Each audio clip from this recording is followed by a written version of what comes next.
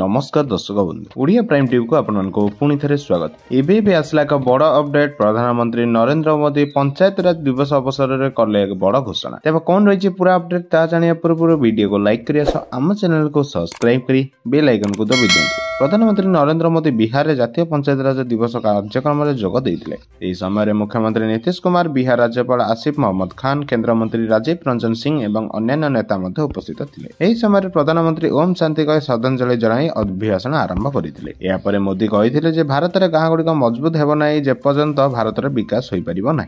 पंचायत राज व्यवस्था महिला मान 50% संरक्षण देवारे बिहार प्रथम राज्य और यह एक सामाजिक विकास प्रकृत उपाय। एथिपाई सरकार मिशन मोड रे काम करुछंती बोली बिहार एसएचजी महिला मानू 1000 कोटी टंका सहायता करा जायछि। राज्य में 57 लाख गरीब परिवार को पक्का घर जगाई दिया। से आगामी दिन में देश में 3 कोटी गरीब को पक्का घर मिलियो बोली प्रतिश्रुति देइछन्ती प्रधानमंत्री। सेपरि पहलगाम आतंकवादी आक्रमण को नहीं मोदी चिंतित अछन्ती और यह प्रति दृढ़ कार्यानुष्ठान नेबे बोली आशा देइछन्ती। तेबे यह थिला नुआ योजना को नहीं आज बड़ अपडेट। तेबे एहिपरि खबर प्रथमे जानिबा आम चैनल संगे जोड़ी होई रहंतु। धन्यवाद।